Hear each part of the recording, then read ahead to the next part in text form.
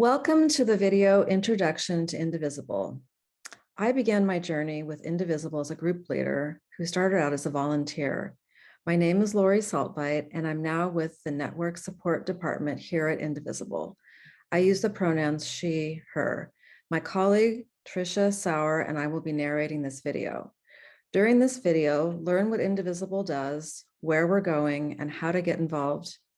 Download the handout linked in the YouTube course description for resources and links mentioned throughout. We'll first review the history, structure, and theory of change at Indivisible, and then see some examples of Indivisibles in action, past, present, and our plans for the future. Lastly, I'll show you ways to get involved. Hi, my name is Tricia Sauer. I'm a former Indivisible group leader who started out as a volunteer. I'm now the organizing manager for the National Rural Caucus team and the Arizona Indivisible groups. I use the pronouns she and her. So how did Indivisible come to be? Indivisible was founded right after Trump was elected, and it actually started as a Google Doc. The doc was written by a couple of former congressional staffers who are now the co-executive directors of Indivisible, Leah Greenberg and Ezra Levin. Their goal was to channel the knowledge they had from that world of congressional staffers into a guide of how average people could influence their members of Congress. Unexpectedly, the guide went viral. It caught fire as millions of people picked up the guide and its name, Indivisible, and organized their own local Indivisible groups to put the guide into action. These new Indivisible activists formed a nationwide movement of people taking matters into our own hands, building our own power through collective action. Groups started cropping up all over the country and were impactful right away. The central idea was that members of Congress, or MOCs, as we like to call them, are constantly worrying about re-election and are ultimately accountable to constituents. So if we could build strong groups of constituents who worked in coordinated fashion to influence those MOCs, we could resist the worst of the Trump agenda. The original guide has since been updated to focus on priorities for 2021 and beyond. And we've also created a guide to help you with your state legislature advocacy. Here is a storytelling of what happened in those early days. These are some of the members of Roanoke Indivisible, their group leader Ivan Wallace Fuentes and a couple of other folks. They were one of the many newly named Indivisible groups that blossomed in the early days of the Trump administration. They were active right away when Congress first convened in 2017 because their Republican MOC, Bob Goodlatte, had proposed an amendment to gut the Congress Office of Congressional Ethics. They had used a lot of tactics that the Indivisible Guide recommended. They made calls and they got their friends and neighbors to do the same, and then they visited his office to make his demands and pressure even stronger. They ended up getting press coverage on Rachel Maddow's show on MSNBC. And guess what? Goodlatte changed his stance. Facing overwhelming public outrage and a blizzard of calls to Congress, Goodlatte and his Republican colleagues tabled the ethics amendment. Today, there's over 3,000 plus Indivisible groups across the country. This map on our website shows where Indivisible groups are located. Find one close to you or start one if you can't find one that exists near you. It's easy to start a group with the help of your local organizer. Those groups are assisted by a decentralized staff that supports and helps coordinate their work. Indivisible is a social movement organization that grew as the Indivisible movement grew, building out a professional team of organizers, policy wonks, campaigners, digital and data specialists, and other experts to support the movement and fight progressive values. There's a dynamic relationship between local groups and national staff. Like other social movement organizations, Indivisible staff both support and work independently of the movement itself, just as local Indivisible groups both take an autonomous action and also coordinate with each other and our national team. Our theory of change has evolved over time. Though we started in response to Trump getting elected, it's not just about defeating Trump, although we were glad that happened and we worked really hard for it. First, Indivisible is a multi-issue organization. We shape our stances in partnership with others in the progressive sphere, and we work for bold, progressive policies in many of the realms that matter most, like healthcare, immigration, climate justice, economic justice, COVID relief during times like these, and more. Related to that, even though Indivisible was founded in response to Trump's election, we know that Trump is just a symptom of a sick democracy, not its cause. We faced two fundamental problems. First, our democracy was rigged from the start in favor of white and wealthy. Second, in the last few decades, an alliance of white nationalists and the ultra-rich have been actively working to further undermine democracy and cement their hold on power permanently. This is how we ended up with Trump. For that reason, we do have a focus as an org on a democracy reform. Our vision is for what we might call a real democracy of, by, and for the people, and not just the rosy Americana way. We know that our government was set up to benefit white, landowning, cis men, and even though rights have been expanded since our country's founding in really important ways, many of the structures and systems themselves still need a lot of work or even need to be broken down and rebuilt entirely. In order to get that done, we believe we need strong leaders and strong groups for a strong movement. We build and sustain our movement's power by helping individuals take leadership. They grow and lead local indivisible groups, they take independent action, and they coordinate with their fellow local leaders. As a movement, our power comes from coordinated national campaigns when we act together, indivisible. To support local groups, we work with what we like to call an inside-outside strategy. We understand the systems of power, like how Congress operates, and we work inside with them to get results. That complements our outside strategy of locally based constituent pressure to demand our elected leaders, regardless of political party, step up and support our advocacy asks. And finally, we work with a virtuous cycle of advocacy and elections. When we show up for policy wins in the off years and get out the vote in election years, take a moment to review the work that we've done over the years.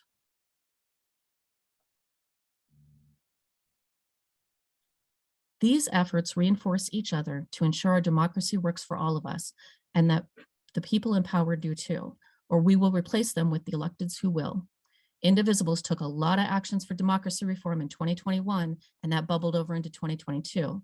This year, our electoral campaign work will focus on the increasing power of the House and maintaining control of the Senate. Next, I'd like to share a couple of stories of Indivisibles in action to give you more of a sense of what it's like to be part of this movement.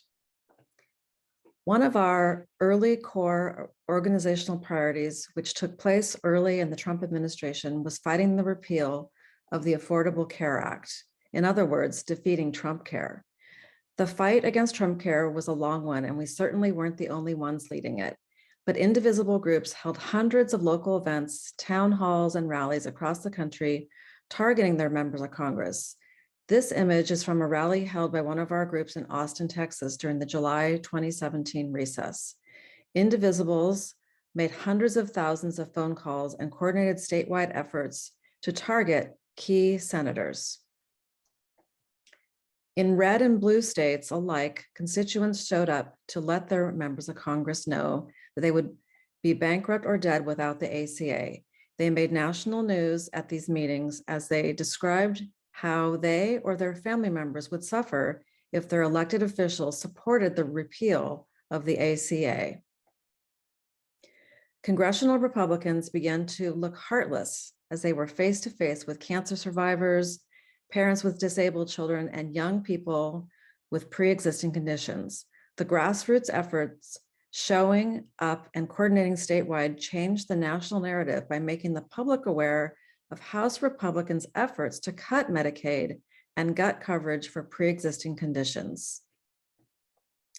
For an entire year, these town halls and grassroots mobilizations were critical to showing the public that the ACA saved countless lives and Trump's cronies were putting Americans at risk by trying to repeal it. In the end, the ACA was saved from the GOP. Fast forwarding a bit, Indivisibles have done a lot of work to promote, they've done a lot of work to advocate for COVID relief and support their neighbors amidst the pandemic. When COVID first hit, many groups pivoted to supporting mutual aid in their neighborhoods and communities. They used the old standby tactics of calls and letters to the editor to pressure their members of Congress for survival checks and other necessary COVID protocol and relief, but found new creative tactics as well. In May of 2020, Indivisibles, In May of 2020, Indivisibles held body bag protests in Arizona, Texas, and Florida, drawing attention to the reopening happening in those states and elsewhere that went against public health guidance.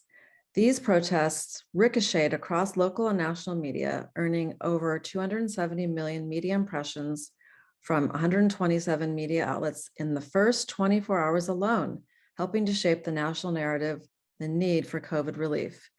Indivisible groups knew that elected officials read the news about themselves constantly, and they also follow the idea you got to have pics or it didn't happen policy from the social media era.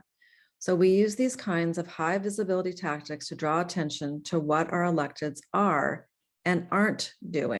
And in the COVID era, we're always looking for ways to not only be high visibility, but outdoors, distanced, and often in small numbers that can get big media hits and get attention from the public from our electeds. We also work a lot on removing ineffective leaders and help elect progressive champions.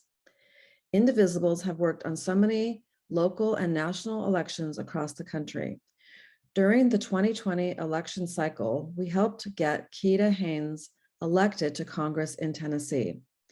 And Gabriela Cesares Kelly, a co-founder of Indivisible Tohono in Arizona, and now the first Native American elected to a Pima County-wide office. So far in 2022, our two endorsed candidates in Texas got big wins in their March primary. Jessica Cisneros forced Representative Henry Cuellar into a runoff, trailing him by under 800 votes. Jessica is a human rights immigration attorney born to immigrant parents and raised in the border town of Laredo. She came super close to beating Henry Cuellar last cycle, the worst, most conservative House Democrat, all while running on a strong progressive platform and refusing corporate money. And Greg Cesar is headed to Congress to join the squad after winning a huge 61% of the vote in this March's primary and avoiding a runoff. Last but not least, let's review what Indivisible is focused on in 2022 and go over the ways that you can get involved. Electoral priorities, or elections as lay people call it, will often take a front seat in 2022 with our Give No Ground and our endorsements programs ramping up to defend the House and expand the Senate. And we'll still be focusing on shoring up structural democracy reform. In 2022, we will continue to focus on making the most of our trifecta to pass important Build Back Better legislation, advocating for court reform, including the SCOTUS nomination for a Black woman to the Supreme Court and expansion of the Supreme Court, supporting administrative advocacy via executive action. Through executive action, President Biden could cancel large swaths of student loan debt with the stroke of a pen. He could take bold action and declare a national climate emergency to transition our country to a green, renewable energy future. President Biden could use federal contracting and tax regulations to reverse the Trump-era giveaways to corporations. And he could address the rampant price gouging being performed by pharmaceutical companies directly impacting everyday Americans, just to name a few. These are part of our Let's Go Joe program. And now for some concrete ways to get involved. If you're watching this video, you're already with us. Click on the link below the video description for a handout that includes details and links to the following. Sign up to get weekly updates via email. Are you ready to get active right away? Find your local group on our map. If there isn't a group near you or you'd like to set up a one-on-one time with an organizer, email support@indivisible.org to get connected. Or register a new group and you'll get a follow-up email with a link to Indivisible's Group Orientation Hub, where you'll have access to toolkits like how to hold your first meeting. Dig into our group leader resource webpage. And lastly, read the new Indivisible guide. Thank you for watching this video and getting to know Indivisible. We're excited to work with you. Again, to get involved, download the handout in the video description.